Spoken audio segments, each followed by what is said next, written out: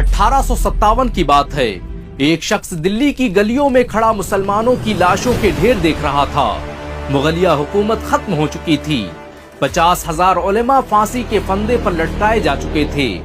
ऐसा लग रहा था मानो अब इस देश में मुसलमानों का अंत तय है।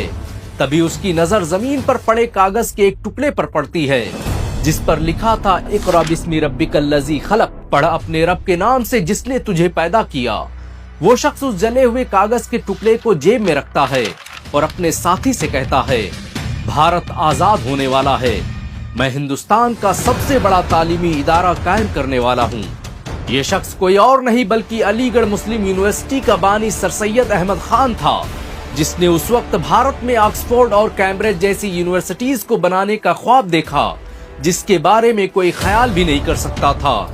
इस यूनिवर्सिटी की स्थापना का मकसद हिंदुस्तान में ऐसे लोगों को पैदा करना था जो अंग्रेजी विचार और अंग्रेजी सोच का मुकाबला कर सके, जो अंग्रेजों की आंखों में आंखें डालकर कहें, हिंदुस्तान हमारा है। अलीगढ़ मुस्लिम यूनिवर्सिटी की स्थापना साल 1875 में मदरसतुल उलूम नामी एक छोटे से मदरसे से हुई, जो बाद में मोहम्मदन एंग्लो ओरिएंटल कॉलेज में बदल गया। अंग्रेजों के लिए ये महज एक स्कूल था, लेकिन सर सैयद इसे क्रांति का बीज मानते थे। 1857 के बाद हालात ऐसे नहीं थे कि मुसलमान खुलेआम अंग्रेजी सरकार का विरोध कर सके।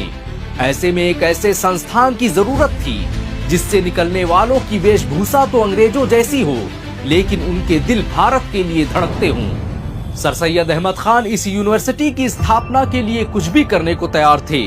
उन्होंने इसके लिए अंग्रेजों से मदद लेने से भी गुरेज नहीं किया। वो तवाइफों के कोठे पर गए। उन्होंने गली और कूचों में झोली फैलाकर इस यूनिवर्सिटी के लिए चंदा मांगा, सड़क पर नाटक दिखाकर पैसा इकट्ठा किया, हर तरह की जिल्लतें बर्दाश्त की, लेकिन वो इस यूनिवर्सिटी की स्थापना से कम पर राजी नहीं हुए। एक बार वो चंदा मांगने गए तो किसी शख्स ने उनके सामने अपना जूता फेंकते हुए कहा कि ये तुम्हारी औकात है। उन्होंने उस जूते को उठाया और झोले में रख लिया। घर गए, पॉलिश किया और उसे बाजार में बेचकर चंदे की रसीद उसके पते पर भेज दी। उन्होंने आवाम से अपील की कि अगर वो 10 पैसा भी दान कर सकते हों तो इस यूनिवर्सिटी को दान करें। सर सैयद ने बादशाह से लेकर फकीर का कोई दरवाजा बाकी न रखा जहां वो मदद मांगने नहीं गए। इस यूनिवर्सिटी को सबसे बड़ा दान मीर उस्मान अली ने दिया था। 5 टन सोना दान करने वाले मीर उस्मान अली ने इस कॉलेज को 5 लाख रुपए दान किए थे। पटियाला के राजा महेंद्र सिंह बहादुर और बनारस के शंभू नारायण ने इस कॉलेज की 58,000 और 60,000 की मदद की थी। सर सैयद राजा महेंद्र सिंह बहादुर से चंदा लेने बाराबंकी के जज इकबाल अली के साथ खुद पटियाला गए थे।